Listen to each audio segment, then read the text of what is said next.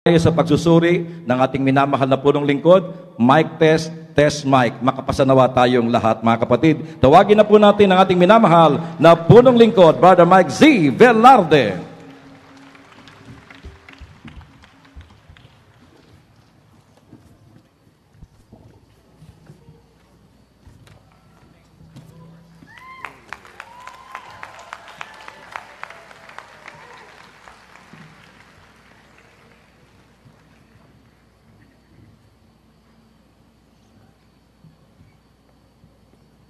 Oh, kumusta na kayo? Thank God! I am blessed! Happy and prosperous talaga! Magaling na, mayaman pa, matalino, matuwid, marangal, wagas sa pag-ibig, malaya, payapa, kalooban, maginhawa, mataguan!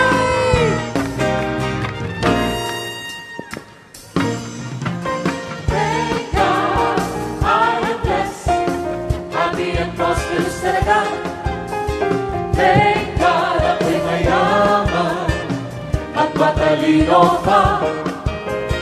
Thank God, ako ay marangal at matuwid na. Thank God, happy, pag-ibig ko'y wagas na. Thank God, I am blessed, happy and prosperous talaga. Thank God, ako'y mayaman at matalino pa. Thank God, ako ay marangal at matuwid na. Thank God, happy, pag-ibig ko'y wagas na. Bata at matanda, lahi may magkaiba, pag naiiwan ang iyong salita, sasabihin mo iba't iba kaysa iba. Happy and prosperous talaga. Thank God, I am blessed. Happy and prosperous talaga. Thank God, ako'y mayaman at matalino pa. Thank God, ako ay marangal at matuwid na. Thank God, happy, pag-ibig ko'y wagas na. Pagkayal siya dahil sa kanya'y nagbigay, siksik-liklik, mabaw ang buhay. Masiyal siya dahil sinunod ang tulad. Check yun! Happy and prosperous talaga. Thank God, I am blessed. Happy and prosperous talaga. Thank God, ako'y mayaman at matalino pa.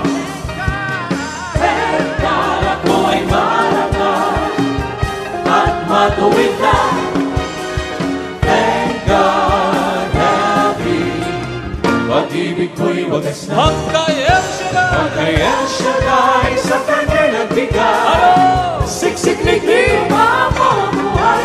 Magsiyal siya dahil sinunod ang tunay. Happy and prosperous talaga.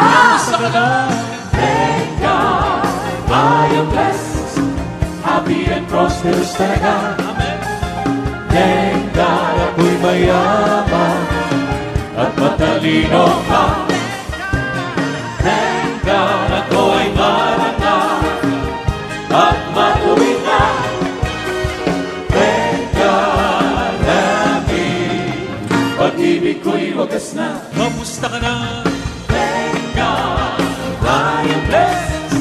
Happy and prosperous talaga. Thank God, ako'y mayaman at matalino pa. Thank God, ako ay marangal at matuwid na. Thank God, happy, pag-ibig ko'y wagas na. Happy and prosperous talaga. Happy and prosperous talaga.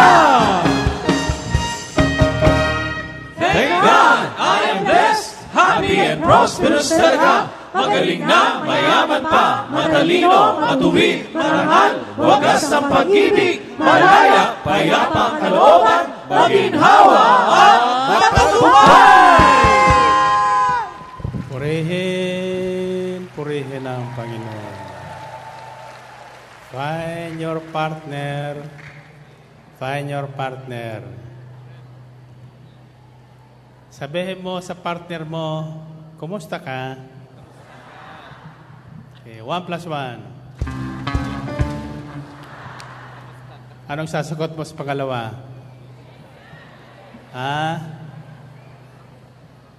Ano? Thank God, I am blessed. Okay, 1 plus 1. 3 plus 3.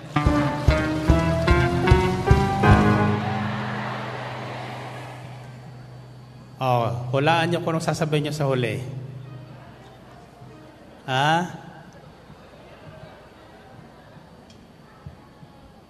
Sabi mo sa huli, ano yung pangalawang sasabihin niyo? Thank God, I am blessed. Ang huli, sabihin niyo, o ano ngayon? 1 plus 1. 3 plus 3. God, I am blessed. 7 plus 7.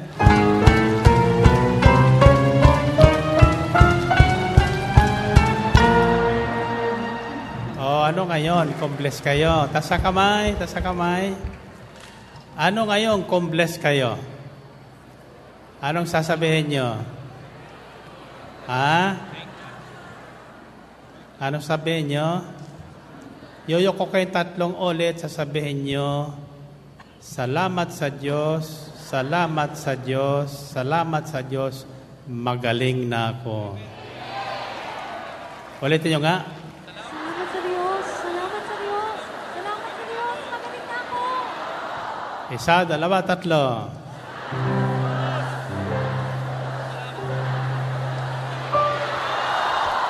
3. Purihin ang Panginoon.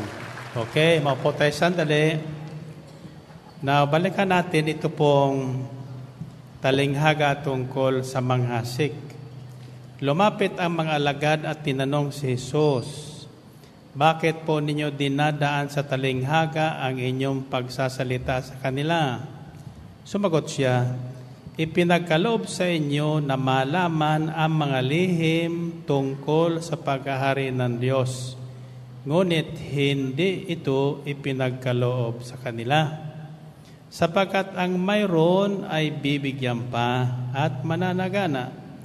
Ngunit ang wala, kahit ang kakaunting nasa kanya, ay kukunin pa. Nagsasalita ko sa kanila sa pamagitan ng talinghaga, sapagkat tumitingin sila, ngunit hindi nakakikita, at nakikinig, ngunit hindi nakaririnig, ni nakauunawa. Natutupad nga sa kanila ang hula ni Isaías na nagsasabing, makinig man kayo ng makinig, hindi kayo makauunawa. At tumingin man kayo ng tumingin, hindi kayo makakikita.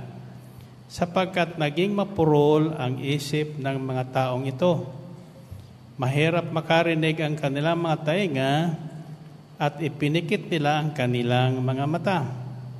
Kung di gayon, di sinsanay nakakikita ang kanilang mga mata, nakaririnig ang kanilang mga tainga, nakaunawa ang kanilang mga isip, at nagbalik loob sa akin. At pinagaling ko sila, sabi ng Panginoon. Narinig niyo yun?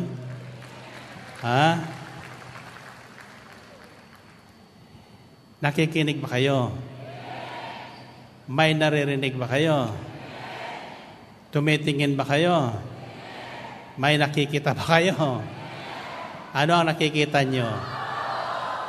Well, sinasabi ko na tama ang Biblia. Tumingin kayong tumingin, wala kayong nakikita. Makinig kayo na makinig, hindi kayo nakaririnig. Anong ibig sabihin nun?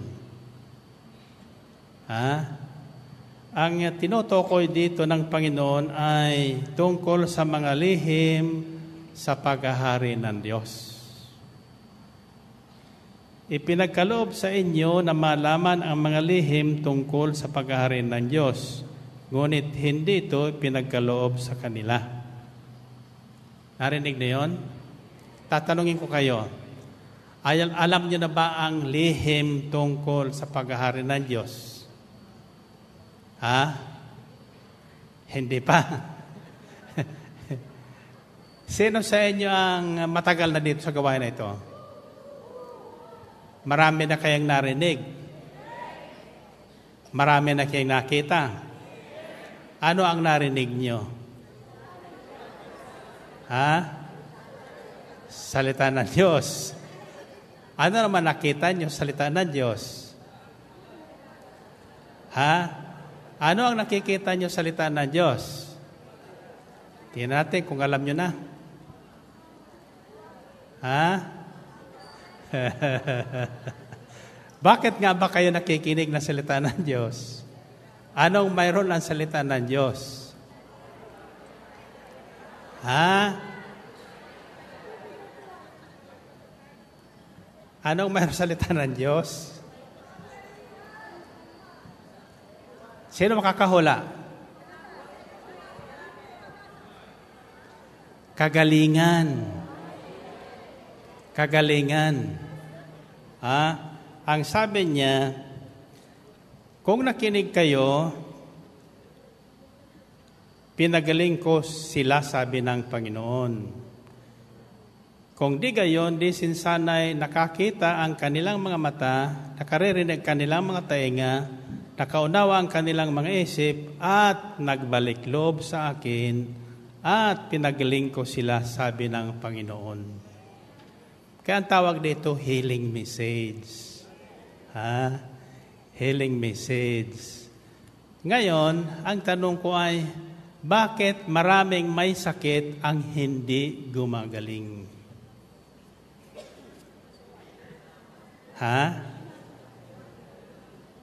Nandun sa binasa natin Babalikan ko yung talatang pakikinggan natin. Sapagkat naging mapurol ang isip ng mga taong ito, mahirap makarinig ang kanilang mga tainga at ipinikit nila ang kanilang mga mata. Pero ang tingin ko naman nakadilat kayo.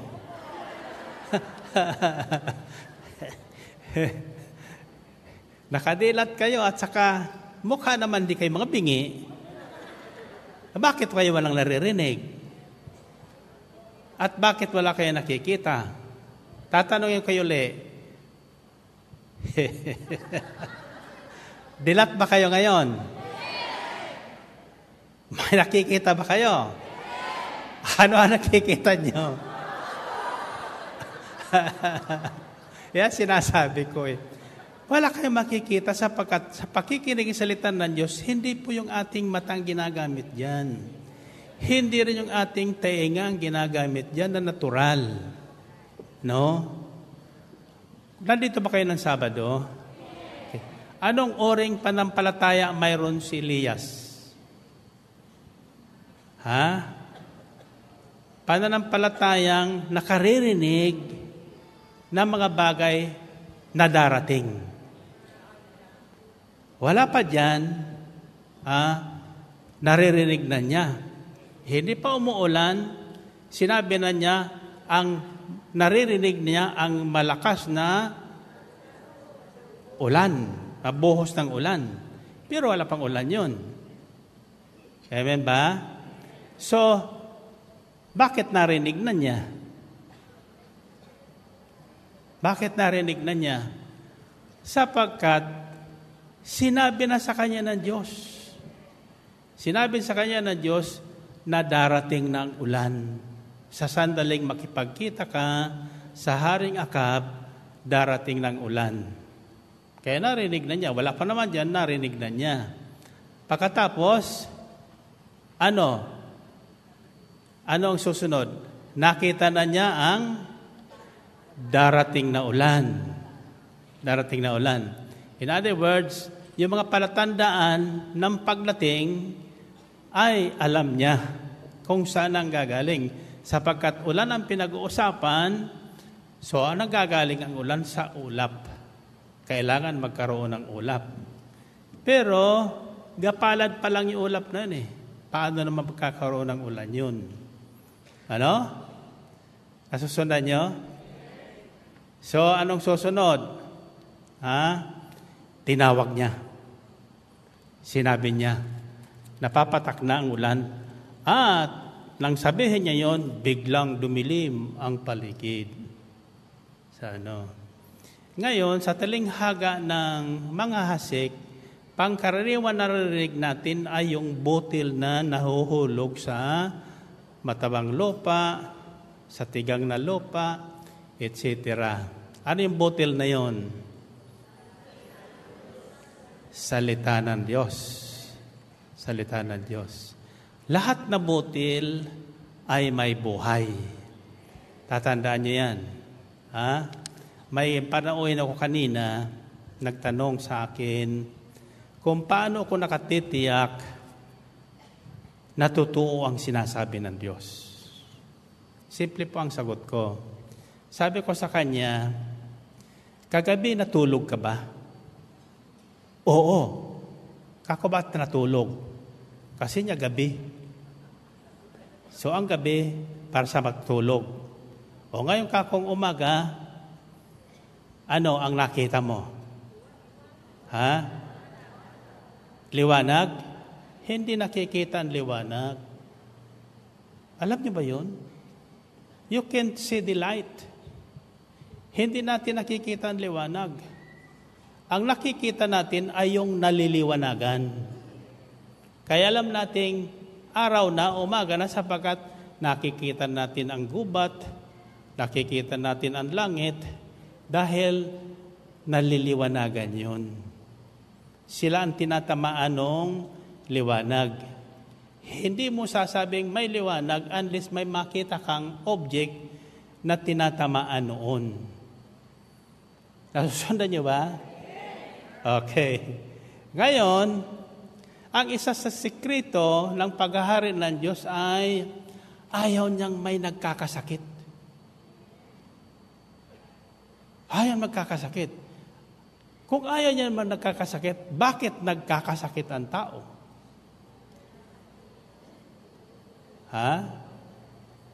So, ang aalamin natin ngayon ay mga bagay na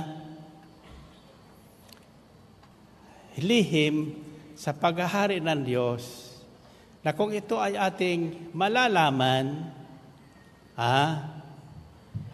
yung kagalingang hatid ng salita ng Diyos, sa pamagitan ng ating pakikinig, gagaling tayo. Gagaling tayo. Nasundan nyo? So there are so many things we have to learn in the process. First, ibabay ko sa inyo, secrets to divine healing. When sabi divine healing, it involves spirit, soul, and body. Hindi pwedeng magkahiwalay ang mga iyan. No? When the spirit or the soul is sick, the body is sick. Automatically. May sinasabing, the spirit is willing, but the flesh is weak. Anong ibig sabihin nun? Gusto mo na tumayo, pero may rayumo ko. Hindi ka makatayo. Amen ba? Gusto mong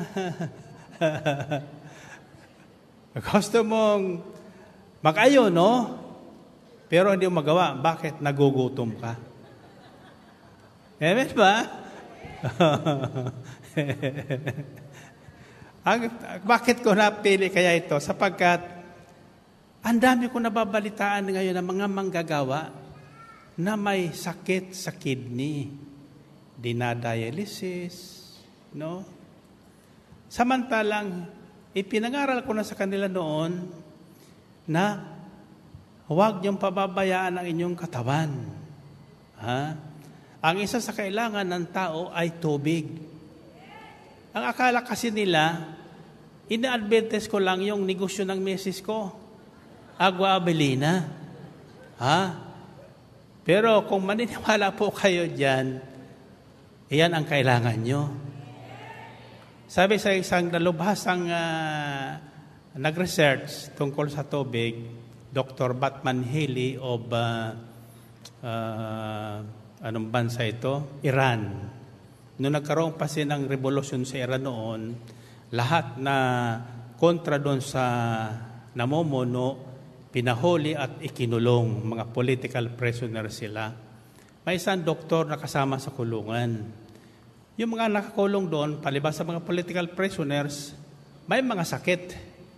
Hindi ginagamot ng pamahalaan. Hinahayaan nila magkamatayan ng sakit.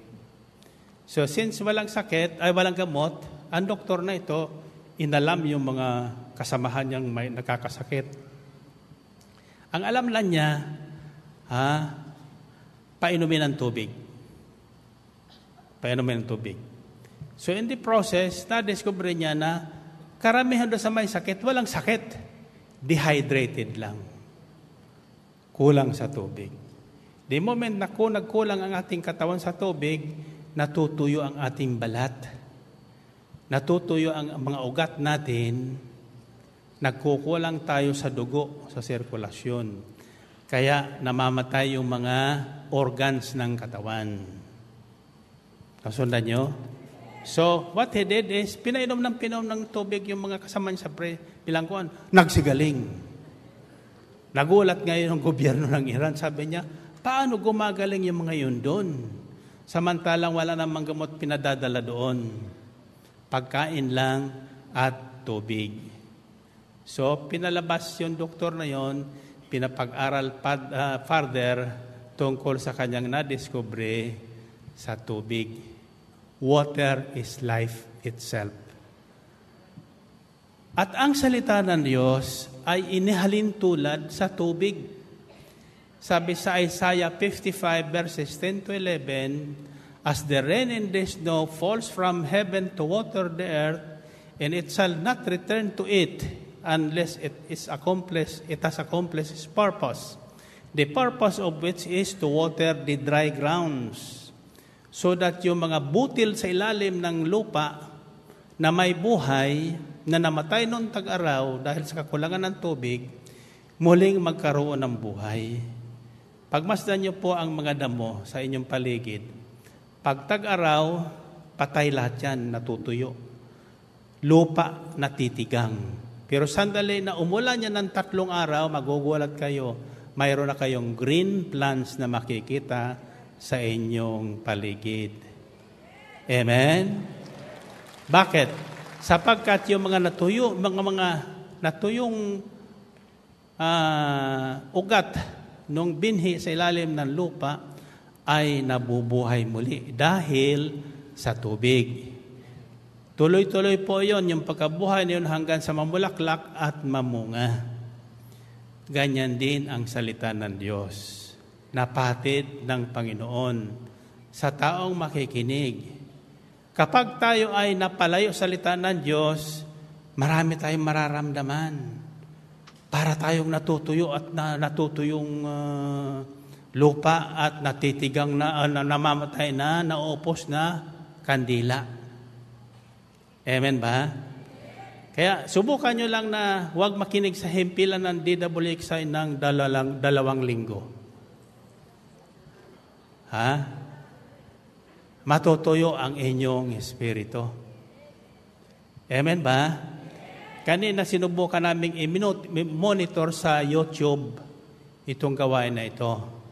Malinaw pala doon. Malinaw, kaya lang nahuhuli ng mga tapos na yung pag-awit, sa YouTube umaawit pa. Delayed. Siyempre, umaakit pa yun sa satellite bago makarating doon sa Amerika. Dito lang. Lalo na kasi nasasabay namin doon sa monitor yung live at saka doon sa YouTube. Ganyan pala yan. Pero kung nakikinig ka lang sa YouTube, hindi mo alam yung nangyayari sa live, hindi mo alam na huli ka na. nahuli ka na ng mga ilang minuto sa iyong pinakikinggan. Pero babalikan po natin yung pakikinig. Pakikinig. May mga tao kasing nakikinig pero walang naririnig. Bakit? Bakit? Sino ang hindi nakaririnig na nakikinig? Ha? Yung patay. Kaya magsalita, nakikinig yun. Ha? Pero walang naririnig, yung patay na eh. Ganyan din tayo. Pag patay ang ating pananampalataya, ingay lang ating naririnig. Wala tayong naunawaan sa salita ng Diyos. Kaya pag matagal na yung nagsisermon, tagal naman ito. No? Umakauwi na nga tayo. Pero kapag buhay na yung espiritu mo, kahit walang sinasabi yon, nakikinig ka pa. At may dumarating na mensahe sa'yo. Amen ba? Minsan nga, sinubukan ko dyan sa labas eh. Paglabas ko, nakaganon ako sa mikropono. Hindi mo ko nagsasalita. Nagsisigawan na, sound, sound. Paano magkakasound? Hindi mo ako nagsasalita. So in other words, nag-i-expect na sila. Bakit? Nauuhaw sila eh. Parang yung lupa na tigang, nangangailangan ng ulan. Kaya naghihintay sila ng ulan. Amen? Pagmasdan ninyo ang lupa, pag tigang na tigang, nakanganga. Biyak-biyak, di ba? Nakaganyan. No? Pero walang kabuhay-buhay. Ganyan din kayo. Nung una, nakaganon. Pitanungin mo, anong narinig mo? Finally. Yan ang hinihintay. Di ba? Ngayon, alam kong maraming, kasi nakikinig po ko doon sa mga nagpapapray over sa radyo. Ako kasi chismoso eh. Pero wala ko ibang radyo pinakikinggan ang DWXI. Kaya ang inyong mga patutuo, naririnig ko. Alam ko yung nagsasabi ng totoo. Alam ko naman yung nag-aartista lang. Alam ko naman yung nagpapa-pray over para ma-pray over. Pero alam ko naman yung tumatawag pala marinig yung boses. Amen ba? Pero sa totoo lang, pag hindi na tumatawag, hinahanap mo. Nasaan na kaya si ano? Bakit hindi na tumatawag kaya yon? Sabi ko, nakasumpong na yon. Ayaw nang isabihin sa atin, naghahani mo na yun.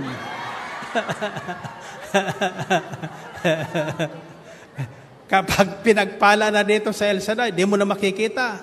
Hindi mo na maririnig. Amen ba? Pero yung mga tinawag ng Diyos, andyan, rain or shine. Rain or shine. Iiwan pa yung tindahan yan. No? Para lang makarating at makarinig nung salita ng Diyos. Amen ba? Ay sasabihin nyo, Brother Mike, nakikinig naman ako sa radyo. Sa radyo, alam, sa totoo lang, iba yung pakikinig sa radyo at pakikinig nung harapan na ganyan. Sa radyo, hindi mo makikita yung dimple ko. Hallelujah. Sa Hong Kong, sa itaas ko, sa likod ng stage, napakalaking LED screen. Siguro kalahati lang atin dyan sa labas. Kaya doon, kikita nila doon yung, nasa harap kong ganyan, doon nakatingin sa itaas. Sabi ko, nandito ako. Bas kayo nandun nakatingin sa itaas? Kasi doon po sa itaas, nakikita namin yung ngipin mo. Chismoso talaga. No? Tamakatagal sanay. Hindi yung minsan pinakikinggan, kundi yung kung ano-anong pinakikinggan nila. Kako bakit yung ngipin ko ang tinitingnan mo? Nagtataka kami. Pustiso ba yan? Sabi ni Ligayong kasama ni Sir Belensano sa Aguabilina, pumunta sa munisipyo, kumuha ng permit. Sabi niya, nandun ka pala kay Brother Mike. Sabi niya, makatanong nga, tanong mo nga sa kanya kung tunay yung ngipin niya. Kung hindi postizo. Alam mo ang sagot, sabi niya, nagtututpik nga yun eh. Ibig sabihin, tunay yung ngipin niya kasi nagtututpik. Hallelujah. Isang araw naghahanap si Sister Bila ng toothpick. Nasaan yung toothpick dito? Ba't naubos na naman? Kakuha bang kung sinasahulog yung toothpick ko dyan?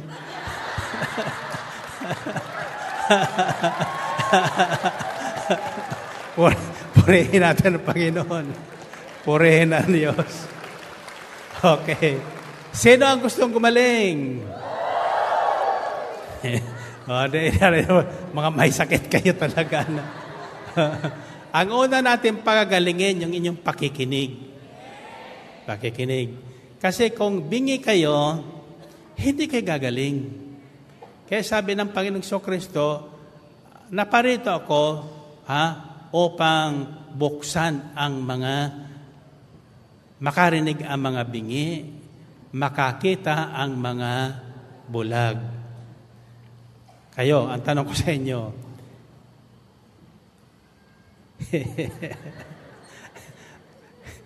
hindi kayo bingi? Sinong hindi bingi? In other words, naririnig nyo na ang pahatid ng Diyos na magbibigay sa inyo ng kagalingan. Amen ba?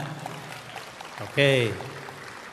Sa lahat nakikinig ngayon, kung tatandaan niyo yung babahay ko sa inyo, pagkatapos natin, siguradong magaling na kayo. Kung gagawin nyo yung sinasabi ng Diyos. Kasi may sinasabi ang Diyos eh. Amen ba? Teka nga pala, nakalimutan ko yung tanong sa akin nung panauhin ko kanina. Paano ko daw mapapatunayan na totoo ang sinasabi ng Diyos na nababasa ko sa Biblia? Sabi ko sa kanya ganito yon, simple lang kako. Kako, nung gunawin ng Diyos ang mundo, sa pamagitan ng baha, nalungkot ang Panginoon. Nalungkot siya, siyempre, nakita niya namatay maraming ipatay. Diba?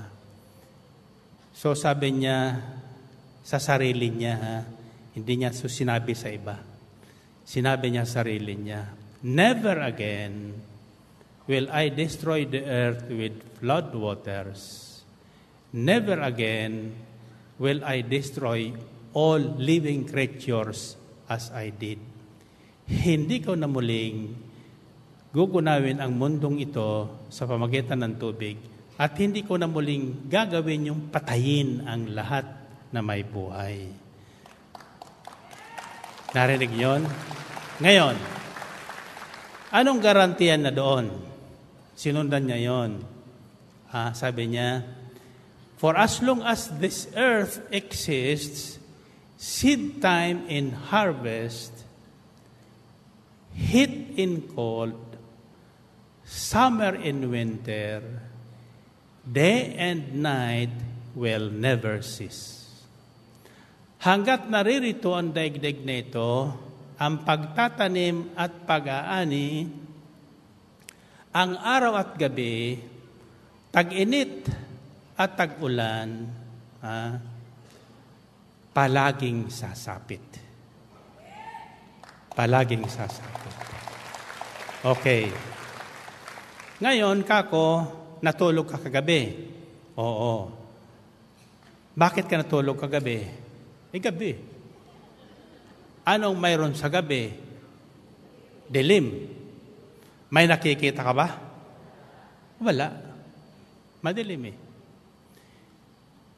Pagdating ng umaga, paano malaman na umaga na? May nakikita ka na. In other words, mayroon ng liwanag na sumisikat. Kasi mayroon ng naliliwanagan. Always remember this, you will never see the light. Only the lighted things are seen. Yun nakita natin. Now, kako ilang taong ka na? Sabi niya, mga 66. For the last 66 years mo, nagpalya ba ang gabi at araw? Mayroon bang panahon na hindi dumating ang gabi? Wala.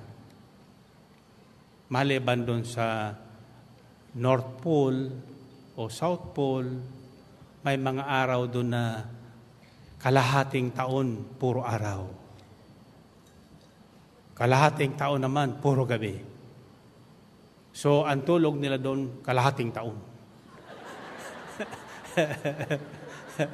Gising naman sila ng kalahating taon. Ganon ba yun? Hindi yan. So anyway, iyan kakuang katibayan na totoo ang sinabi ng Diyos. Totoo ang sinabi ng Diyos. Then, napag-usapan namin yun, sabi niya, Brother Mike, have you ever heard the voice of God? I told him 3 times in my life, I heard a voice within me saying what he told me to do. I shared this already. The first time I realized and really knew by myself that it is God who is talking to me deep inside is in 1981 after the first Catholic Mass Healing Rally at the Relito Coliseum, which I sponsored with my 50,000 pesos. The following day, Monday, sa katuwaan ko po, ako po ay nagtatanong sa isip ko lang. I communicate with God with my mind. Sa isip ko. Ang tanong ko ay, ano kaya ang dapat kong gawin para naman matuwa sa akin ng Diyos? Para naman ako ay hindi na malayo sa Kanya. The very clear voice I heard is, build me a center where I can gather people to heal them. Ipagtayo mo ko ng isang templo na kung saan tatawagin ko ang mga tao upang sila ay aking pagalingin. Sa katubaan ko, right away, I called for an architect. Nagpa-design ako ng isang basilika as big as the Aranete Coliseum.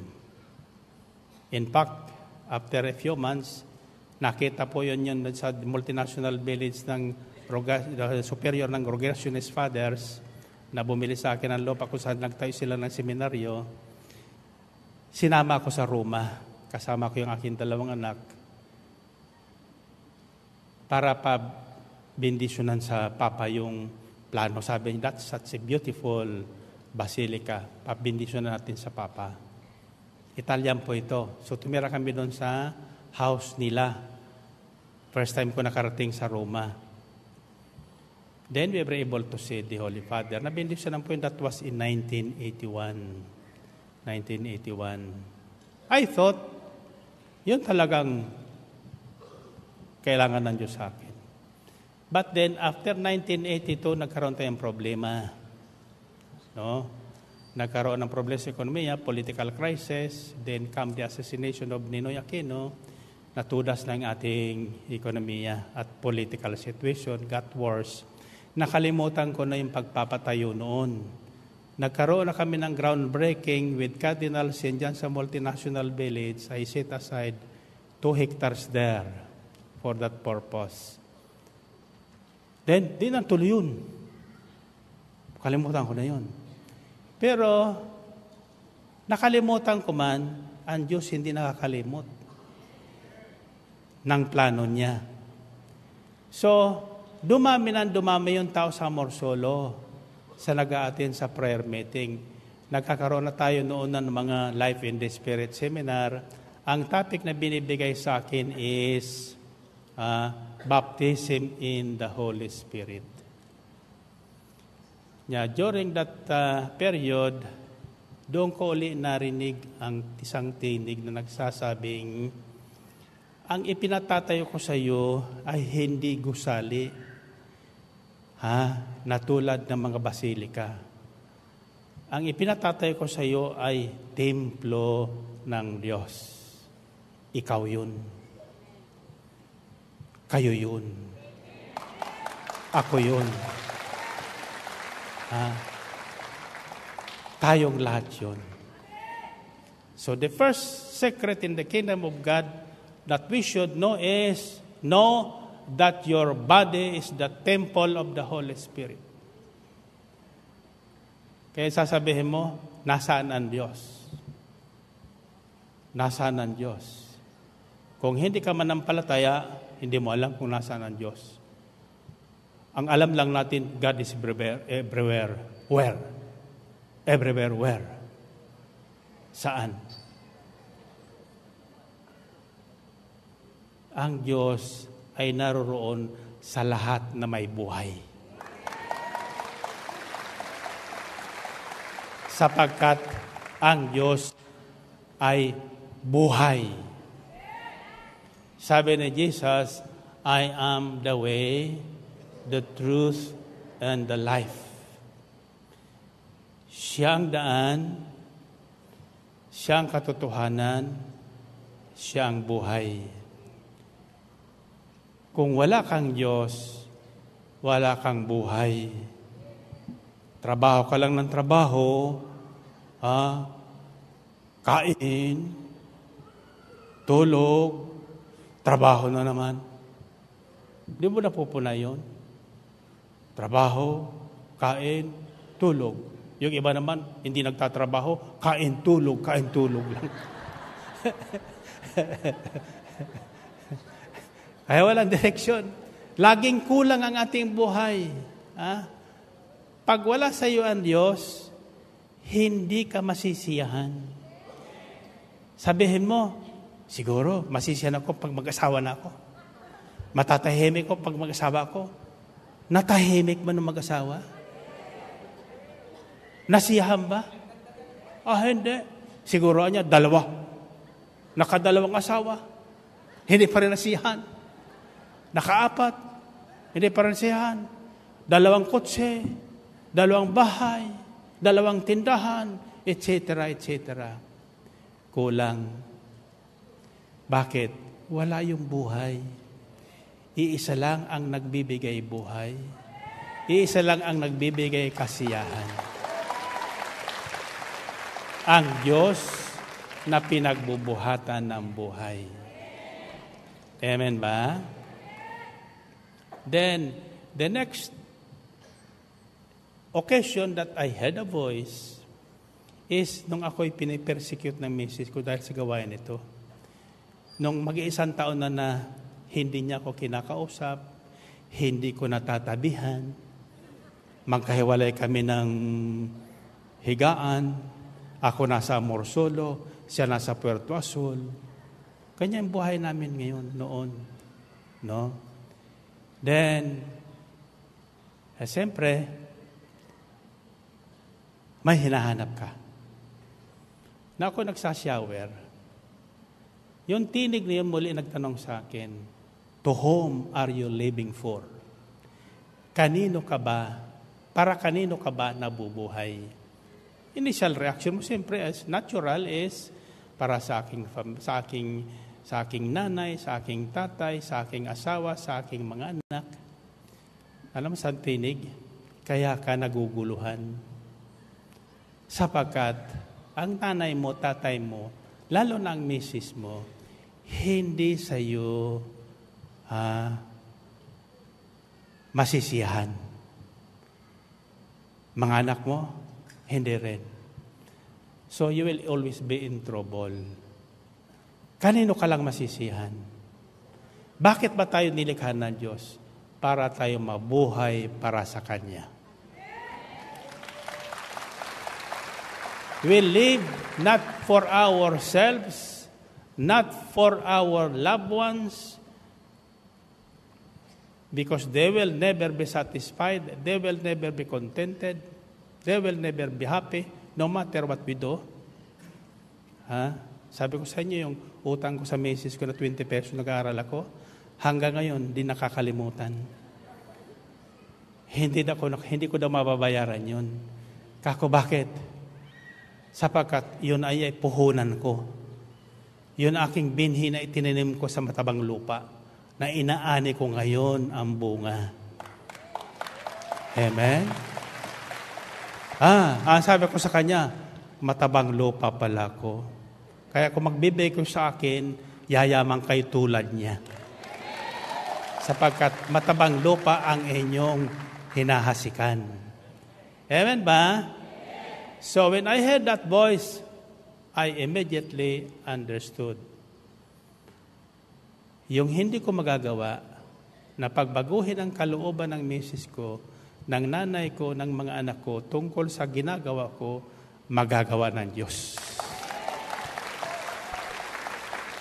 Kung siya ang uunahin ko, kung para sa Kanya ko mabubuhay. So then I discovered what life is all about. Kaya mula noon, hindi na ako tumanda.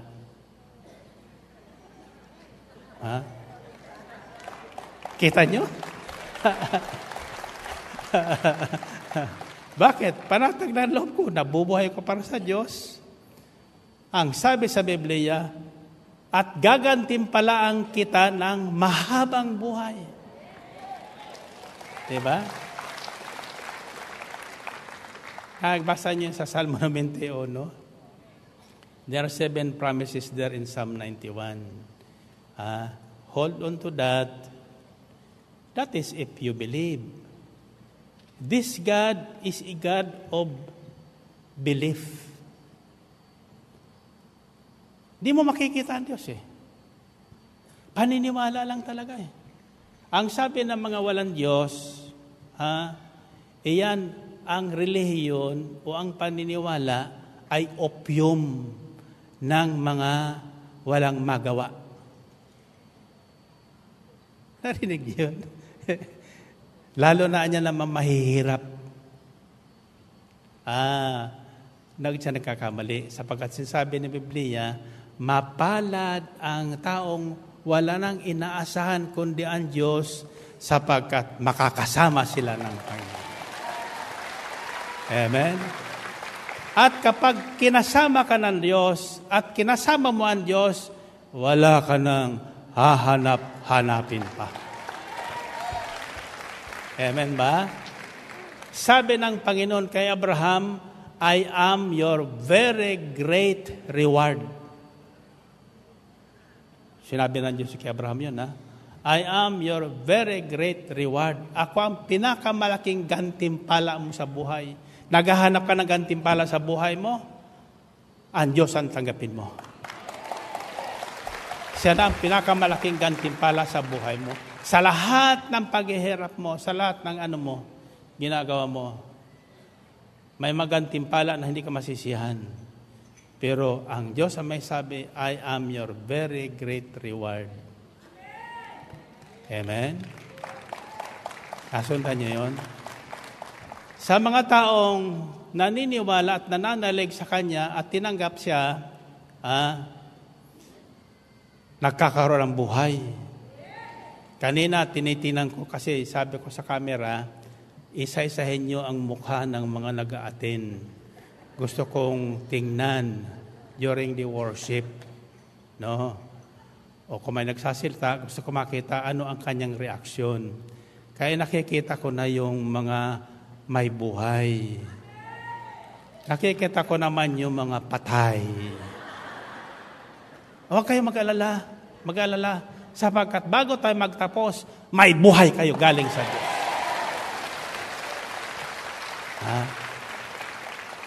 Kasi yung iba umaawit, siya naman ganun.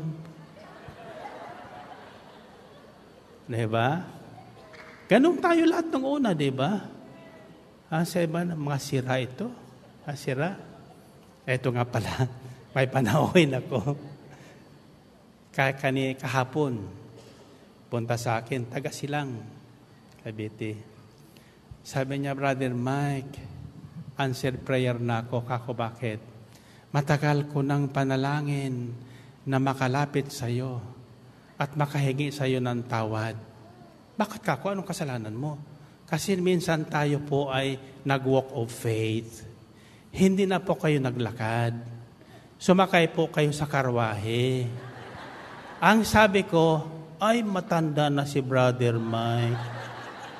Sabi niya, hindi na makalakad, matanda na si Brother Mike. Alam mo, Brother Mike, kinabukasan, di na ako makalakad. Sabi niya, ha? At saka kako, tumanda ka na. Oo nga, sabi niya. Mula noon talaga, nanghina na ako, tumanda na ako. Naalala ko yung sinabi ko sa iyo. Kaya sabi niya, patawad naman. Hingi ko, parito ko para humingi ng tawad. Sabi ko, ayaw ko nga. Di umiyak, sabi niya, patawad naman. Kako, yun totoo lang, kako. Ano talang kasalanan mo? Yun nga, mula nang sabihin kong, nung sumakay ka sa karawahe, ay matanda na si Brother Mike. Pero nakikita ko naman tuwing Sabado, hindi ka naman tumatanda. Ako ang tumanda. Sabi niya, ang sabi ko sa kanya, alam mo, kapatid, sinasabi ko sa inyo, ingatan niyo ang sinasabi niyo, sapagkat babalik sa inyo yan. See? Without your knowing it, you cursed me. Sinumpa mo ko. Pero kaya, hindi ako tatalaban ng sumpa kasi kasama ko ang Diyos. Aniwala ba kayo? Sino naniwala kasama ko ang Diyos? Pag kasama mo ang Diyos, tinanggap mo ang Diyos, nabubuhay ka para sa Diyos, hindi ka tatamaan ng sumpa. Yung susumpa, babalik sa kanyang sumpa. Sinabi niyang, matanda na, tumanda talaga siya. Kako, ilang taong ka na ba? 50 pa lang? Ako, 77 na. Late 27 ang pagitan. Pero mukhang mas matanda talaga siya sa akin. Babae yon. Anyway, sabi ko, sige, pinatatawad na kita. Maging dalaga ka sana. Lumabas sila, masaya na sila nang lumabas sa akin tanggapan. So, iingatan niyo po yan. Lahat na sasabihin natin ay binhi. Kung anong binhi mong itinanim, siya mong aanihin. Kung gusto mong mag-ani ng matamis na mangga, magtanim ka ng matamis na botil ng mangga. Amen? Kung gusto mong lagi kang masaya, magtanim ka ng kasiyahan araw-araw. Amen ba? Okay? Sapagkat babalik sa iyo yun. Kaya ako, I made it a point every day to make a person happy. Papasok sa akin, nakasimangot. Alay, hindi alis yan sa sa harapan ko na hindi nakangiti. Wala naman akong ginagawa. Wala naman akong sinasabi. Siguro sa katitingin ka sa akin, napapangiti.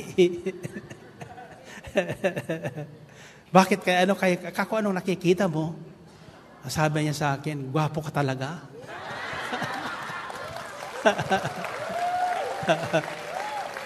Sabi niyo, secret. The first secret sa paghahari ng Diyos is, kung ikaw ay susunod sa Kanya, hindi Kanya padadalhan ng sakit. At kung magkasakit ka man, pagagalingin Kanya. Amen? Saan niyo masusupungan yan? Exodus chapter 15 verses 25 to 26. Then Moses cried out to the Lord, and the Lord showed him a piece of wood. He threw it into the water, and the water became sweet.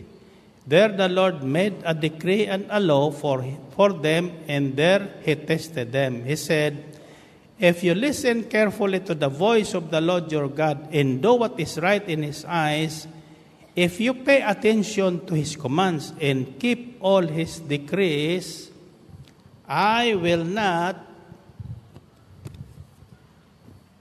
bring on you any of the diseases I brought on the Egyptians, for I am the Lord who heals you. Dahil dito dumaing si Moses kay Yahweh. Itinuro naman sa kanya ang isang putol na kahoy. Kinuha niya ito at inihagi sa tubig. Nawala ang pait niyon. Doon sinubok sila ni Yahweh at binigyan ng tuntunin. Ang sabi niya, kung ako ay buong puso ninyong susundin, kung gagawin ninyo ang matuwid at susundin ang aking kautusan at makatuntunin, hindi ko ipararanas sa inyo ang alinmang sa mga sakit na ipinadala ko sa Ehipto.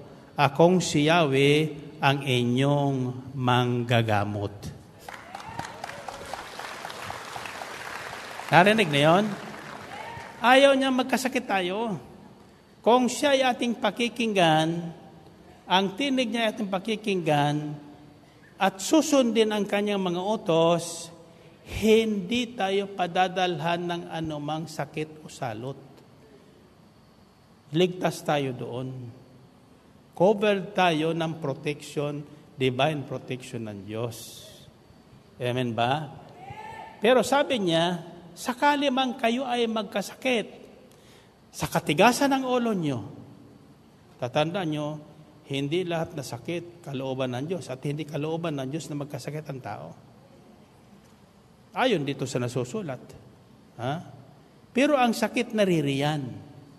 Naririyan. Ha?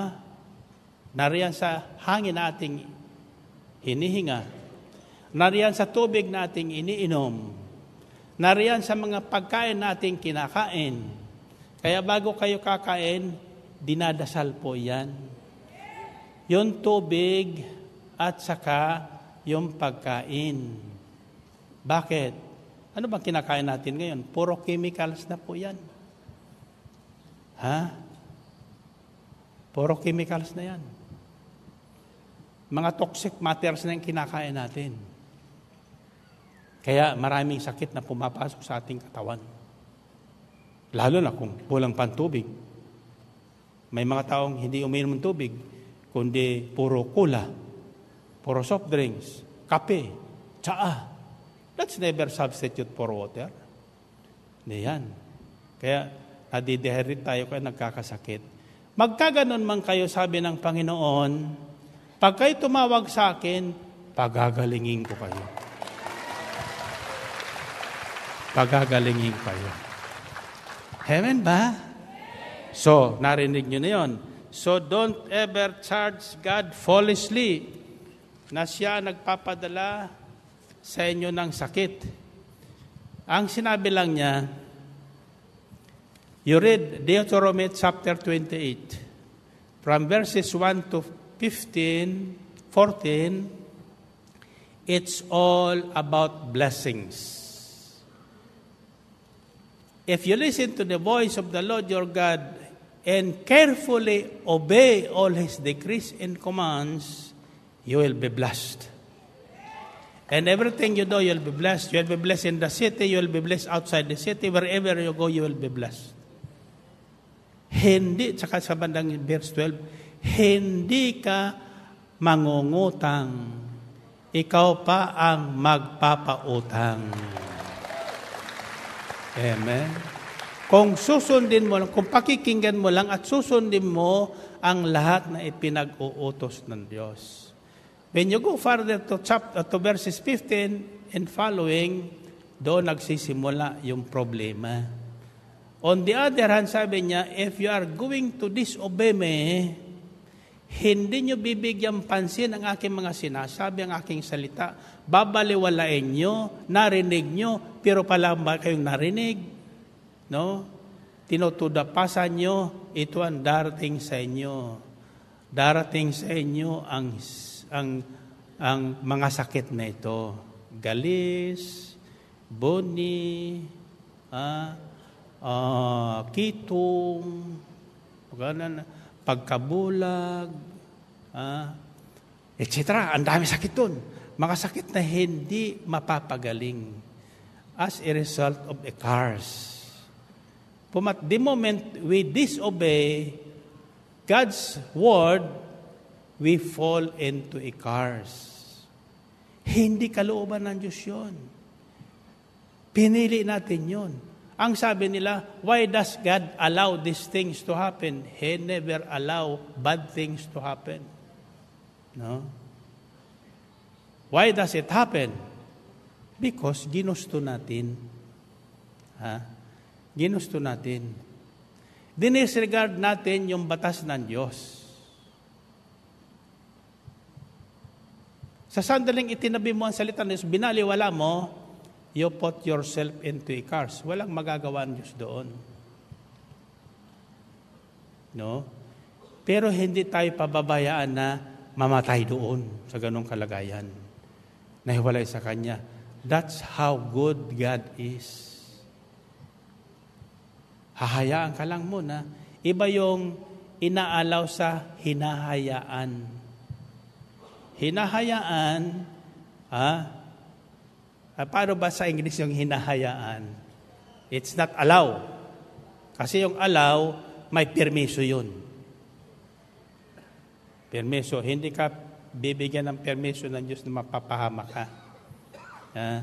Pinanonood lang yung ginagawa mo. Sabi ng tatay mo, huwag mong kakainin yan. Bata ka. Mabubutas ang tiyan mo. Ay hindi naniwala sa tatay, kinain pa rin. Ininom. Nabutas. So, inalaw ba ng tatay yun? Sinong tatay mag-aalaw noon? Pinagbawal na yun eh. Ang sabi ng Diyos, huwag ito, huwag ito, huwag ito, huwag ito. Yun lahat na huwag naman, yun naman ang ginagawa natin. Amen ba? Alam mo ang very common na hindi natin napupunan na nilalabag natin? The Sabbath rest. Sa 7 araw, isang araw ang pinangili ng Diyos and made it holy. On that day, no one is to work but to rest. Kaya dito sa gawain ito, walang gawain tayo pag-araw ng linggo. Everybody all over the world. Except sa fellowship. No? Kaya dito sa atin, araw tayo ng Sabado. Hindi ko plinano po yan. Nung tayo noon, araw din ng linggo sa Lunita. Kaya lang sabi sa akin ni Bishop Bacani, sabi niya, Brother Mike, lipat natin ito ng Sabado. Sabadong gabi, kasi yung misa doon, anticipated mass, pwede na sa araw ng linggo yun. Kako, bakit hindi pwede ngayon? Kasi marami ng pare nagrereklamo sa akin, walang tao simbahan na sa Lunita. Pag-araw ng linggo. So nalagay tayo sa Sabado. Yung pala ang tama. The real Sabbath starts at 6 o'clock Friday evening.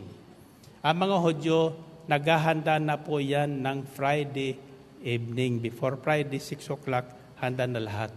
Walang Friday 6 o'clock to Saturday 6 o'clock.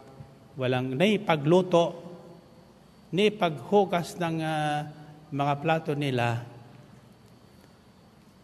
Wala. Nandoon sila sa kanilang Biblia. Nakikinig ng salita ng Diyos. Sapagkat yung araw na yon ay para sa Diyos. Ipinangilan ng Diyos. Iyan ang hindi natin nagagawa sapagkat 7 days a week, trabaho. Yumaman ka na ba sa katatrabaho mo? Hindi. May naipon-ipon, nakasakit, ubos. Ano ba? Kung nagkakaroon na tayo ng tamang pahinga, hindi tayo magkakasakit. Amen? Kulang na tayo sa pahinga eh. Hindi ba? Kaya ako nung may bypass no 98, sinabi sa akin ng doktor ko, gusto mo mababuhay mo? Iwasan mo yung stress. Kako, Dok, sabi mo sa misis ko yan. Bakit? Number 1 pampa-stress ba yan? But anyway, sabi sa akin, ganito po yon. Tuturo ko na sa inyo. What I'm learning sa Biblia at saka sa aking experience, sinuturo ko sa inyo para maranasan niyo yung kagandahang loob ng Diyos. para hindi natin sinisisi sa Diyos na puro pagsubok ng Diyos. Hindi ka na kailangan sabukan pa ng Diyos. Kilala ka na ng Diyos eh. Ang sinusubok lang Diyos, yung panampalataya mo.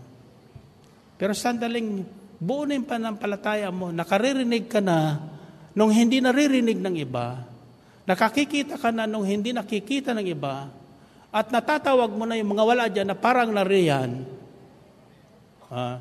nakatitiyak kang kasama mo ang Diyos. Amen ba? Asan na niya ba?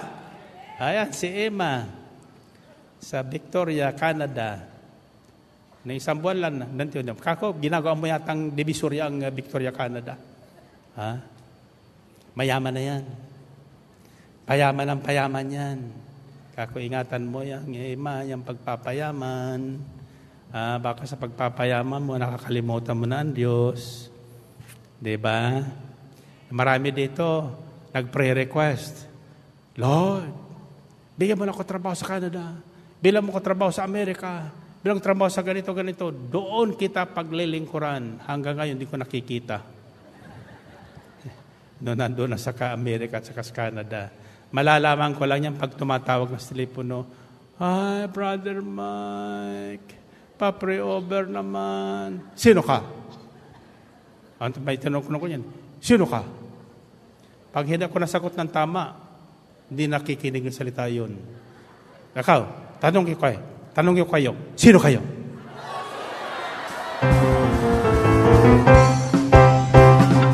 Sino ang ngayon sa bagong panahon? Parang ako, hindi ako nalilimutan ng Panginoon.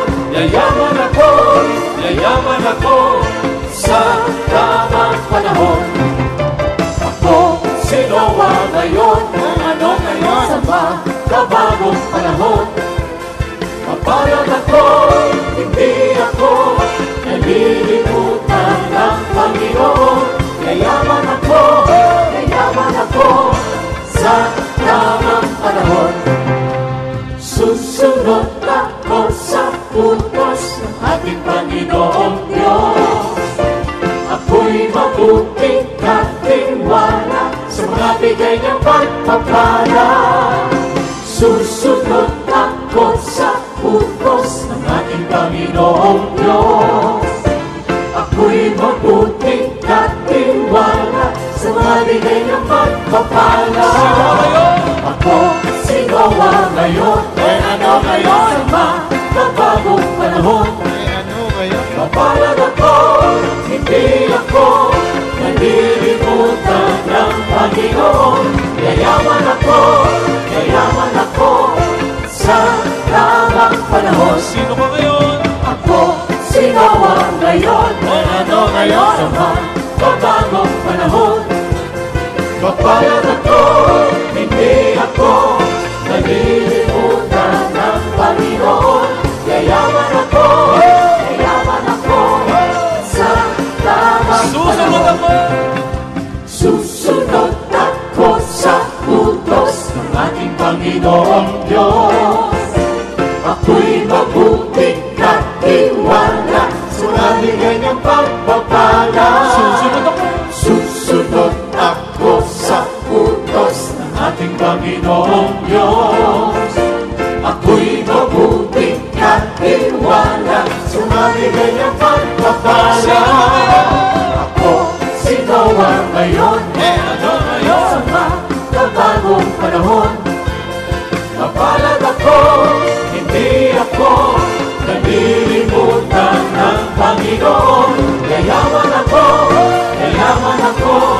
sa tamang panahon. Sino ka ngayon? Ako, sino ang ngayon? Ano ngayon? Sa bagong panahon. Mapalad ako, hindi ako nalilimutan ng Panginoon. Yayaman ako sa tamang panahon. Roll over the ocean, roll over the sea, go into your part of the community. Roll over the ocean, roll over the sea, go into your constant community. Roll over the ocean, roll over the sea, roll into your part of the community. Roll over the ocean, roll over the sea, roll into your part of the community. Purihin ang Panginoon. Okay. Alam nyo na ang sikreto sa kalusugan. Basta alamin nyo, hindi kalooban ng Diyos na tayo magkasakit. Ang sikreto doon ay huwag tayong lalabag sa utos ng Diyos. Huwag tayong lalabag sa prinsipyo ng Diyos. Sapagkat sa sandaling lumabag tayo doon, automatic yun, magkakasakit ka, magkakaproblema ka. Ngayon, dahil mahal tayo ng Diyos, kahit tayo lumabag, nagkasakit, pangako niya, pagagalingin tayo. Pagagalingin tayo. So, the next secret that you should know is, about divine healing, is, kalooban ng Diyos tayo pagalingin. Pero hindi naman basta gagaling tayo dahil ginusto ng Diyos. Kailangan may gawin tayo. Anong dapat nating gawin? Ito ngayon, yung ating pinag-aralan eh. Sabi niya, this is why I speak to them in parables, because those seeing, they do not see. Though hearing, they do not hear or understand. So, the next step is, pakinggan mong salita ng Diyos. Napalayo ka sa Kanya eh. Anong nilabag mo? Ba't ka nagkaganyan? May nilabag ka. See? So sa ating pakikinig, malalaman natin kung ano ang nilabag nating kautusan ng Diyos. So the next step is hearing and understanding. Pakikinig at pag-uunawa.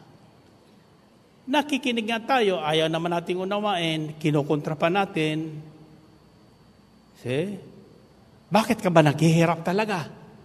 Ano ba ang kautusang nilabag mo? Bakit mas yung gawin mo? Kapos na kapos. Malaki naman ang kita mo. Pero wala ka nakikita. Palaki ng palaki ang kita, walang nakikita. Bakit? Manilabag ka. Kaya ka nagka-problema. So, pakinggan mo ang salita ng Diyos. Sa pakikinig mo, maunawaan mo. Kaya pala ako nagkasakit. Diba? Kulang na ako sa tulog. Kasi lagi kong iniisip yung aking negosyo. Wala akong ginawa kundi magkwenta ng aking binta. Yung iba naman, hindi makatulog lang sa pautang na hindi binabayaran. Yung iba na hindi makatulog sapagkat wala ng mautangan. Bakit ka nga nagkabaon-baon sa utang? Samantalang ang gusto ng Diyos, ikaw ang magpapautang. Hindi ka ang mangungutang. Diba? Ang problema ngayon, sinisingil ka na ngayon. Sinisingil ka na, kaliwa kanan. Tapos sisisihin mo ang Diyos, hindi ka tinutugon. Makinig ka sa salita ng Diyos. Maririnig mo sa sinasabi ng Diyos, hindi ka dapat nagkaganyan kung hindi ka lang lumabag sa aking kautusan. Ikaw sana nagpapautang, hindi ikaw ang nangungutang. Ngayon, akong sisisihin mo, bakit ka sinisingil ng pautang? Sa pakikinig mo, maunawaan mo.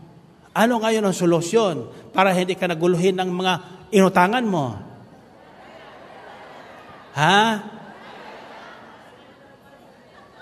Magbayad. Ang solusyon, huwag ka nang mangungutang.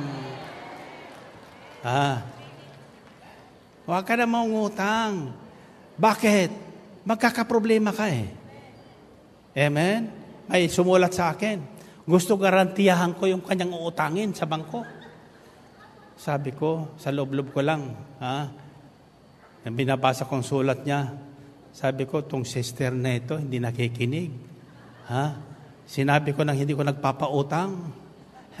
Hindi ko magagarantiya. Iyan ang huwag niyong gagawin. Kahit kapatid mo, kaibigan mo, huwag mong gagarantiyahan ang utang nila. Sapagkat may kasabihan sa Kastila, guarantor, pagador. Kung sino naggarantiya, siyang babayad. Pag hindi nagbayad yung garantiyahan mo, ikaw ang sisingilin. Dahil hindi naman pautang kasi alam niya hindi nagbabayad. Dahil sa garantiya mo, pinautang niya. Ikaw ang magbabayad. Ikaw ang babalikan. So, huwag niyong gagawin yun. Pasasabihin niyo na lang. Pag sasabihin, ikaw naman, nagkakarantiyahan mo lang ko. Anong sasabihin mo? Huwag ko sasabihin, sabi ni Brother Mike yan. Ako ang babalikan noon. Diba? So, God wants to heal us. And He is ready to heal.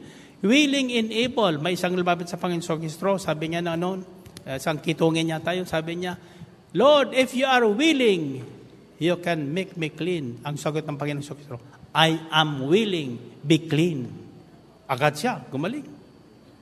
See? So, willing na willing ang Panginoon na tayo ay pagilingin. Kaya lang, may paraan siya. Ang paraan niya, makinig ka. Sasasabihin niya at unawain mo ang naririnig mo. Amen?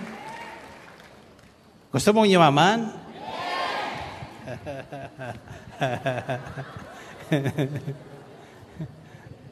Sinabi ko na sa inyo, ang susi sa pagpapayaman eh. Ano ang susi sa pagpapayaman? Pagbibigay. Diyan papasok yung seed time in harvest. Magtanim ka para may anihin ka. Magbigay ka para may bumalik sa'yo. Puro kahingi. Hingi. Amen ba? Sabi ng Diyos, magbigay kayo at bibigyan kayo ng Diyos, hustong takal, siksik, liglig, at umaapaw pa. Amen? Bakit paapawin? Para may pambayad ka sa utang. At saka para mayroon kang pamimigay dun sa mga walang alam. Walang alam. Alam mo dito sa El Shaddai, sa totoo lang ang dalangin ko, lahat kayo yumaman. Gusto niyo talaga yumaman? Sa susunod, tuturo ko sa inyo paano ko yumaman. Kayo ba'y naniniwalang mayaman ako? Message ko hindi naniwala. Naniwala ang message ko na ako mayaman. Bakit? Wala akong deposito sa bangko eh. Mayroon akong bank account pero utang. Wala kayo isang bangko, may dumating sa aking regalo. Yung bagong mahal na cellphone. Regalo sa akin yon. Sabi nakita ni misis ko, bakit ka may special na regalo? Sabi niya, hindi mo nagsisilbon, sa'yo na lang yan. Saan galing bangko ito? Alam niya yung bangko. Mas malaki ang deposito ka. Bakit wala ako? Kako hindi kumikita yung bangko doon sa deposito mo. Ikaw ang kumikita sa kanila. Sa tubo. Ikaw, ba't binigyan? May utang ako sa kanila. Sila ang kumikita sa akin. Paano ka nakautang doon? Ginarante ako yung deposito mo. Kaya rin niya pinapaalam sa akin ang deposito niya. Kasi kaya, lahat na nakikinig dito at inuunawa at ginagawa, siyak gagaling. Siyak gagaling. At siyak yayaman. Amen? Diba? At hindi lang yun. Pag ikaw ay pinagaling ng Panginoon at pinagyaman ng Panginoon, alam mo, may isang himalang mangyayari sa iyo. Babata ka. Hindi ka tatanda. May kayamanan na nagpapatanda, sa totoo lang. May mga yumayaman na tumatanda rin. Bakit? Kasi kayamanan niya, intindihin niya yun eh. Pero yung kayamanan na bigay na Diyos, may kasamang kapayapaan yun. At saka may kasamang kagalakan yun. Amen? Pag ang kayamanan mo ay galing sa Diyos, hindi mo na mamalayan, wala na. Bakit? Pinabigay mo na eh. Pinabigay mo na. Pero wag ka. Sa sandali mo nangailangan ka, isang sigaw mo lang. Darating. Darating. Amen ba? Tatanungin ko kayo, sino talaga ang gustong gumaling?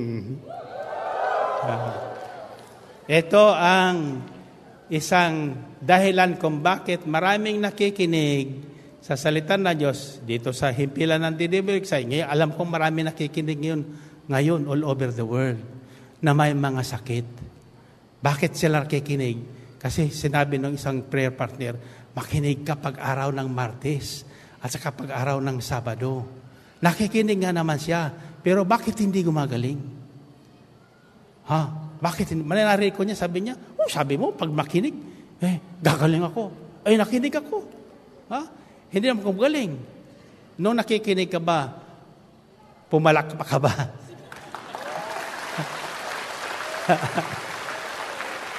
Noong nakikinig ka ba, sumigaw ka ba?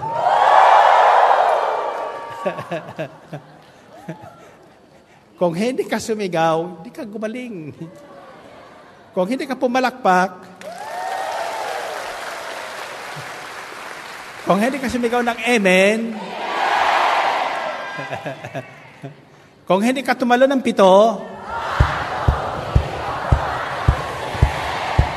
gagaling yan. Magaling na yan. The second secret to divine healing is, pag sinabi kong divine healing, spiritual in body yan. Magkasama yan eh. Lagi yan magkasama. Is humility. Pagpapakumbaba, ang sabi ng Panginoon, kung talagang nakinig sila, sana'y nagbalik lang sila sa akin. At sila'y pinagaling ko. Amen ba? Bigyan ko yung katibayan sa Biblia. It's found in Talking chapter 5, verses 9 to 14. So Naaman went with his horses and chariots and stopped at the door of Elisha's house. Si Elisha, hindi to si Elijah. Ito yung pumalit kay Elijah. Elisha sent a messenger to say to him, Go, wash yourself 7 times in the Jordan, and your flesh will be restored, and you will be cleansed.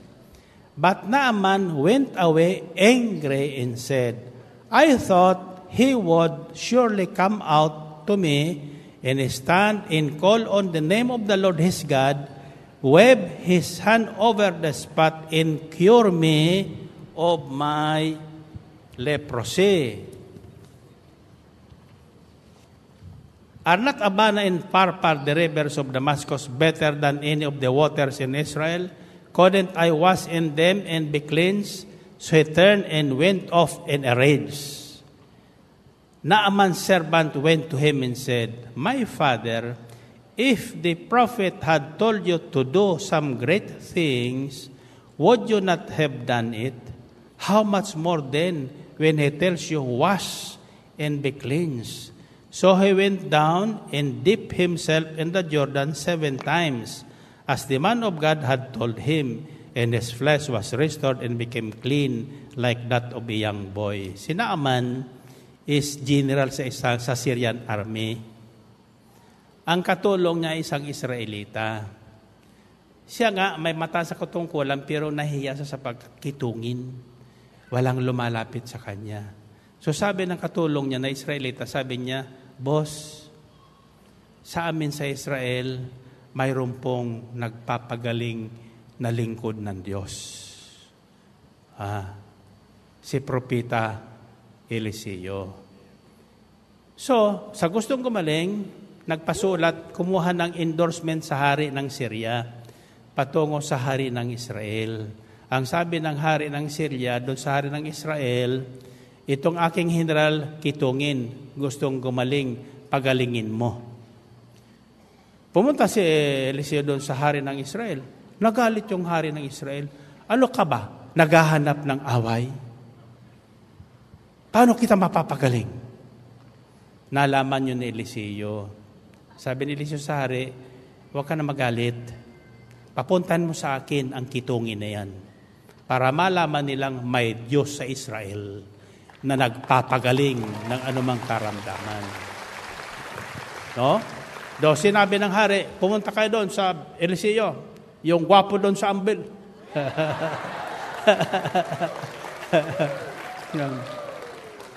Para i-pray-over ka. De, pumunta naman yung general, kasama yung mga escort niya. Ang ginawa ba naman ni Eliseo, sinabi nun sa katulong, sabihin mo sa general na yan, lumusong nung sa Pasig River. 7 ulit. Nagalit ngayon. Nagalit, sabi niya. Akala ko ba, bababayin ako ng lingkod ng Diyos niyan para i-pray over. Bakit ako niya palulusungin doon sa Pasig River na ang daming lumulutang na ginto doon? Ang dumi-duman yan. Doon lang niya sa ating bayan sa Damascus. Malilinaw lang tubig doon. Bakit hindi niyo ko balusungin? Sabi nung katulong, Ama, sabi niya, kung ikaw kaya inutusan nung lingkod ng Diyos na gumawa ng isang malaking bagay na kagilagilalas, hindi mo gagawin. Ito naman, simple lang. Lulusong ka lang sa tubig na yan. Ay, ako dyan, sabi niya. Kita mo yan, maraming lumutang. Sabi niya, siguro sabi ng katulong, alam mo yung lumulutang na yan, iyon yan dumi ng propita. Kaya napapagaling sa'yo. Wala sa Biblia yun. Imahinasyon ko na lang yun. Bakit ayaw lumusong doon? Napakataas ang pride. Hinal nga naman eh. Nakakaya nga naman. No? Lulusong. Ang sabi ng katulong, gusto mong gumaling? Oo, pero hindi ganyan sa paraan. Hindi ka pwedeng kumontra sa kanya. Iyon ang inuutos niya. Iyon ang sundin mo. Iyon siguro ang inuutos ng Diyos niya. Iyon ang paraan. Hindi, gusto ko, bomba siya. Apatungay ko ng kamay. Ay ayaw na ni Eliseo na lulusong ka, gagaling ka. At saka, bakit ang dami? 7 pa. Hindi pwede ba yung isa na lang? At saka, bakit hindi na lang paa? Kagaya nun sa El Shaddai, paa lang. Yung taong mataas ang kalooban, mahirap pa sundin. Kaya hindi gumagaling eh. At saka yung mga mataas ang kalooban, may sakit na, sila pang galit. Pinakakain na yun, ayaw niya. Di ba? See? Maliban na ikaw ay magpakumbaba at sundin mo sinasabi na Diyos, hindi ka gagaling. Amen? So, sa gustong gumaling, sinunod yung katulong. Sige na nga. Bilangan mo ko. Losong siya. Lumabas. Baho. Tapos tinignan niya ang balat niya. O hindi naman nagbago yung balat niya. Sabi ng katulong, 7 ulit yan. Isa. Pangalawa, tingin na naman siya. Wala. Sabi niya, pang 7, may nakapatong sa ulo.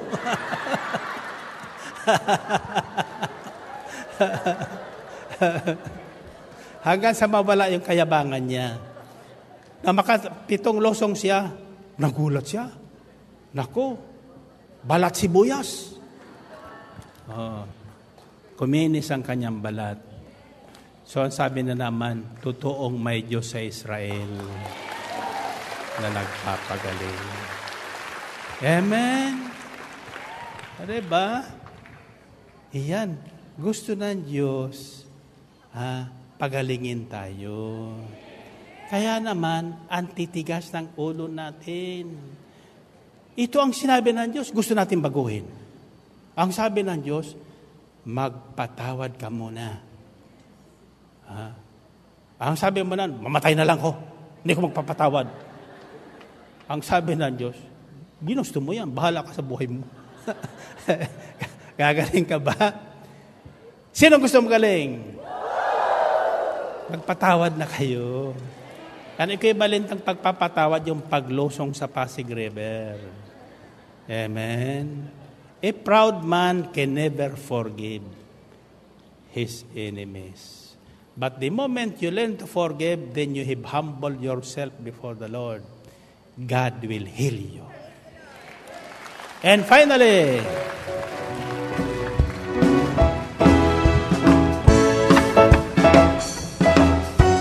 ano kagalakan ang aking nadarama sa tuwing ako'y nakikinig ng banal na salita.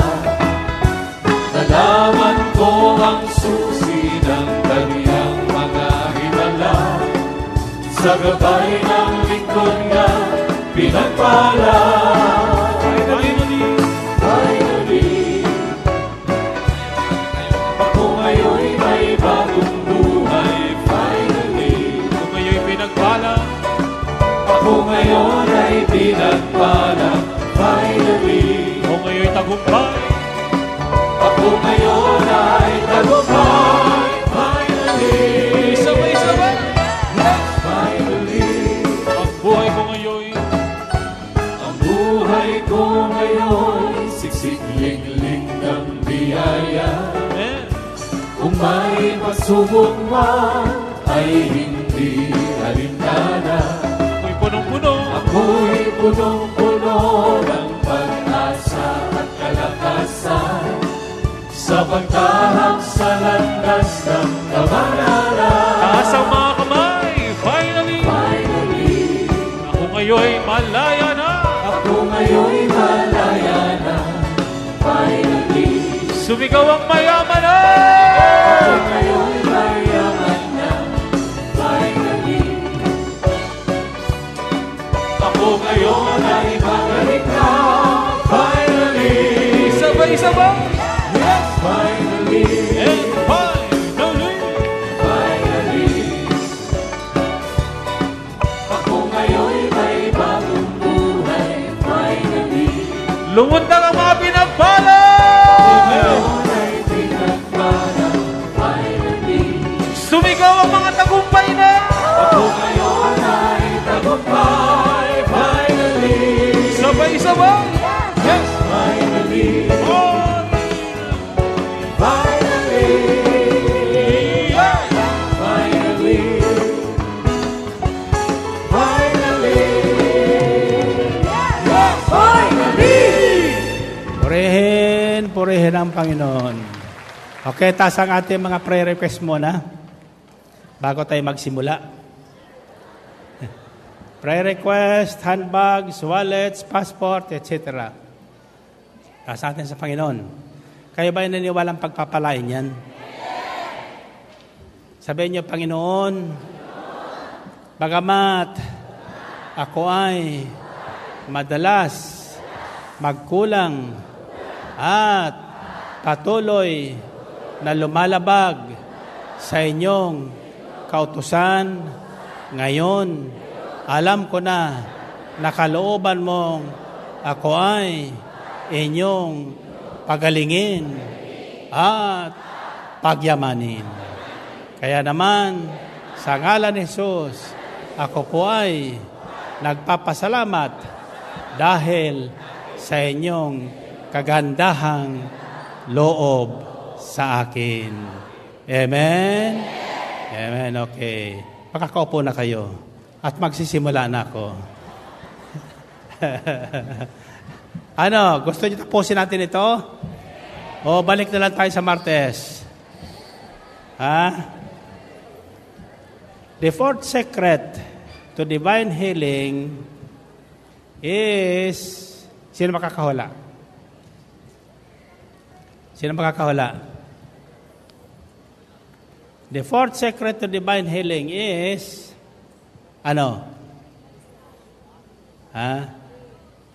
sabi sa James 5:16, 15 and following. Amen. The prayer of a righteous man is powerful and effective. Therefore, confess your sins one to another and pray for each other so that you will be healed. Now, when we say confession, that means pag-amin ng mga kasalanan. No? Kasi pag sinabi natin na wala tayong kasalanan, ginagawa nating sinungaling ang Diyos. Pero sabi naman sa, I think it's found in Ephesians or first letter of John, He is faithful and just to forgive us our sins. Tapat ang Diyos. At sa sandali na tayo ay umamin sa ating mga kasalanan, patatawarin tayo sa lahat ng ating kasalanan. Amen. Then, sabi sa ikalawang kronika, kabanatang 7, talatang 13, ito ang sabi ng Diyos. Ito ay madalas naririnig po natin sa himpilang ito sapagkat mahalaga po ito. Pero hindi natin binibigyan ng pansin. Sabi ng Diyos, maaring ipinid ko ang langit at hindi pumatak ang ulan, maaring magpadala ko ng mga balang upang salintain ang lupaing ito, maaring palaganapin ko sa bayang ko ang salot, ngunit sa sandaling ang bayang ito ang naking pinili ay magpakumbaba. Manalangin, hanapin ako at talikdan ang kanilang kasamaan, diringgin ko sila, patatawarin ko sila, at ibabalik ko sa kanilang lupain ang katiwasayan at kasaganaan. Amen? So the final step, if you want to really receive spiritual and physical and financial healing is pagsisihan nyo yung mga kasalanan, sapagkat malalaman natin yung ating kasalanan sa pamagitan ng pakikinig ng salita ng Diyos. Sa salitang inyong naririnig, masasalamin nyo ng sarili nyo. Amen? Whether you like it or not, the Word will convict you. Yung salita ng Diyos ay papaliwanagan ka. Nag-i-invite yun ng pagbabalik loob. Ibig sabihin, sabi nun sa Matthew 13, di sinsanay nagbalik loob sila sa akin at pinagaling ko sila. Sabi ng Panginoon. Ang pagbabalik loob sa Diyos ay pagsisisi at pagtalikod sa mga maling gawa na siyang naging dahilan ng ating pagkakasala at ng ating pagkakaroon ng sari-saring karamdaman at problema sa buhay. Pagtalikod, for example, sinabi ko na sa inyo na maraming pagkain na hindi makabubuti sa katawan. Sinabi na ng doktor, nang magpatingin ka, huwag mo na itong kakainin. Huwag mo na itong iinumin. Pero anong ginagawa mo? Iyon pa rin. Pag nakita mo, takam.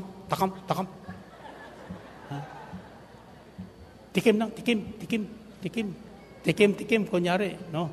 Pero takam yun. Ano, gagaling? Hindi. Iyan ang problema natin. Gusto natin ang Diyos ang sumunod sa atin. Hindi pwede yun.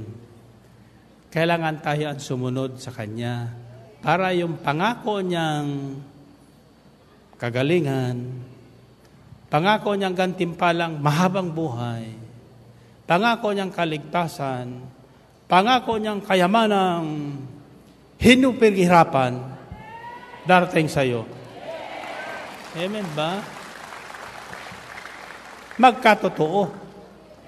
Kanina may narinig ko, namumroblema. Pinagagalitan daw siya nung bata siya tumatanggap ng $900 na hindi niya pinaghirapan. Kayamanan niya pinaghirapan. Hindi mo problema yun. In other words, binibigyan kanya sapagkat may kang bagay na ginawa na kinalugdan nung nagbibigay sa iyo. Amen? Not knowing that we have done some great things for someone, alam ng Diyos, tatando sa Biblia, lahat ng ating ginagawa, maliit man o malaki, may gantimpala ang Diyos. Ginawa natin sa ating kapwa. Amen ba? Kagaya ng ginagawa niyong pagpaparito, kahit matraffic, kahit nagagastusan, ba't kayo nagagastusan? May panggastos. Diba? Sasabihin nila, wala akong pamasahe, ba't ka nakarating? Naglakad ka ba? O ba't ka nagkaroon pamasahe? Binigyan ka ng Diyos. Amen ba? Okay? Kaya, para sa Diyos, huwag ka problema. Ang ebanghelyo ka narinig ko nila, inutusan niyo mga yung alagad, huwag ka magdadala ng supot, huwag ka magdadala ng wallet, huwag ka magdadala ng kubutan. Paano itong pagkain ko? Walang baon. Sapagkat sabi ng Diyos, yung pupuntahan mong mapapakain sa iyo, pagpapalain ko. Amen? Kahit isang basong tubig na malamig lang, ay hindi, litsong pang pinakain mo. At may pabaong ka pa. Pag-uwi, kaya kayo mayaman eh. Amen? Pero, di ko makalimutan yung kwento ng para sa isang disciple. Siya nag-anniversary. Naghanda siyempre yung coordinator. Bumili ng mga sariwang bangus na malaki. Inihaw doon sa mga disciple. Sabi nung anak, Mami, gusto kong kumain ng bangus. Sabi niya, anak, maghintay tayo sa matitira ng disciple. Bantayan mo niya. Binantayan ng bata. Naku, nasarapan yung mga disciple. Tapos naubos yung kalahati, binaliktad. Ang sabi ng bata, nanay, binaliktad na yung bangus.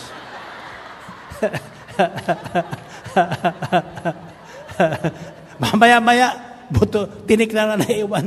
Nanay, tinik na lang naiwan. Sabi niya, sanak, huwag kang mareklamo, pagpapalain tayo ng Diyos. Amen ba? O ano? Nakinig ba kayo? Inunawa niyo ba? Kilala niya ang Diyos. Gusto niyang pagalingin kayo. Alam niyo nang gagawin niyo? Ano? O, tayo na kayo. Tayo na kayo. And find your partner. Find your partner. Sabi mo sa partner mo, nakinig ka ba talaga? Okay. 1 plus 1. Pangalawa, ito ang tatanungin mo, ano naman nakuha mo sa pakikinig? Okay, 1 plus 1. 3 plus 3. Okay. Sasabihin mo sa huli kung anong nakuha mo sa pakikinig. Ano ang nakuha mo sa pakikinig? Kagalingan at kayamanan. Kagalingan at kayamanan hindi pinaghirapan. Ulitin nyo nga. Okay. 1 plus 1. 3 plus 3.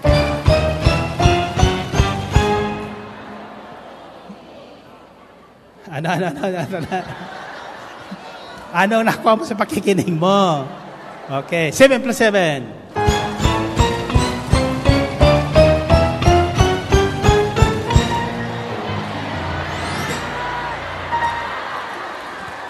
Taas ang kamay. Ito ang sisigan nyo. Pagtapos ko sa inyo, sabihin nyo, Salamat sa Diyos. Salamat sa Diyos. Magaling na. Magaling na. Mayaman pa. Mayaman pa. Are you ready?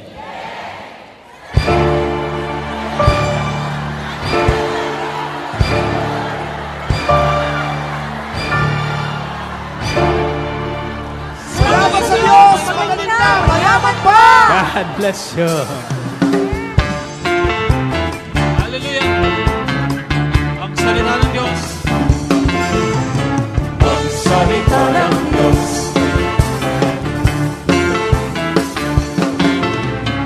Ang salita ng Diyos. Kagalingan. Ang salita nagbibigay kalakasan. Ikaw at ako ay makinig sa salita ng Diyos upang tayo'y magpahagin.